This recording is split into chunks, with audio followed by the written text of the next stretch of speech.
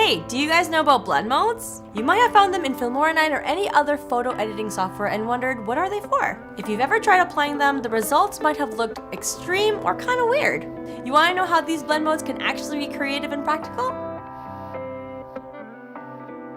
Hey everyone, it's JJ from Filmora here to empower your inner video creator.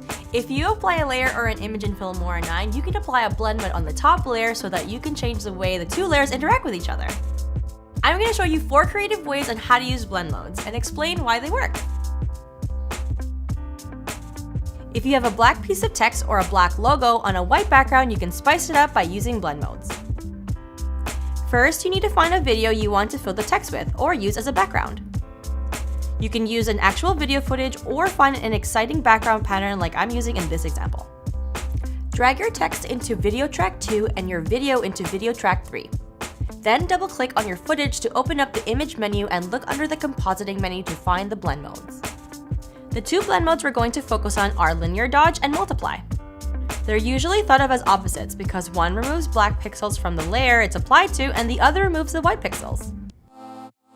If we apply linear dodge to the video footage, you'll see how the black pixels of the text vanish and are replaced by the video underneath. Now I have a more visually interesting piece of text. This is a great effect to use on a logo or a YouTube intro. The same goes for multiply. If I apply multiply, you'll see how the black pixels of the text are unchanged, but the white pixels of the background vanish.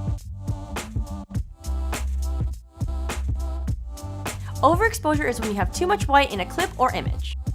You can fix this using color correction, or if you want a quicker fix, you can use the multiply blend mode. This is the same blend mode we used in the previous trick that removes white pixels from a layer. Drag your overexposed image or footage into your timeline twice, once into the video track 1 and once into the video track 2. Make sure it's lined up to overlap itself perfectly, and then double-click on the clip in track 2 to return to the compositing menu. Apply the multiply blend mode and the overexposure of your final image is instantly reduced. In this trick, we're going to change this overcast sky to a starry night sky using the blend mode darken. When you apply darken to a clip, it analyzes each overlapping layer and keeps whichever is the darkest. So if you layer an image on top of a white background and apply darken, nothing would happen. If you layer an image on top of a black background and apply darken, your image would disappear. That's why you can use darken to substitute a darker sky. This works best if any object like trees or people against the sky are darker than the new sky that you want to add. Otherwise, they'll disappear too. Here I've got this video of palm trees against an overcast stormy sky, and I want to change that to this starry sky. I've already got them in the timeline, so I just chose darken from the drop-down menu and there you go.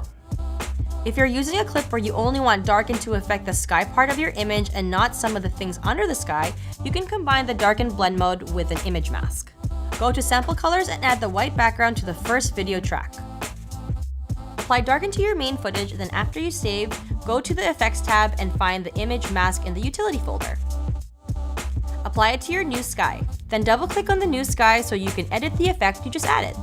Choose the mask where you want the portion of the bottom of your clip to cut off and then play with the Y slider to get it to the height you want. If you're trying to sync 2 identical clips, sometimes it's tricky to see if you've got them exactly right. The blend mode difference can help with that. Double click on your top layer and apply difference.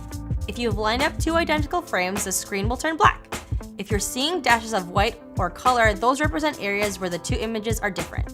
Keep working on lining the clips until you see black, and then turn off the blend mode by unchecking the box next to the compositing.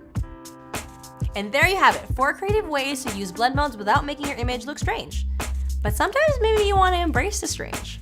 For example, if you're making a music video or a horror montage, sometimes layering blend modes together can give you an awesome creative look. Don't forget to like this video and subscribe to our channel, and I'll see you guys next time.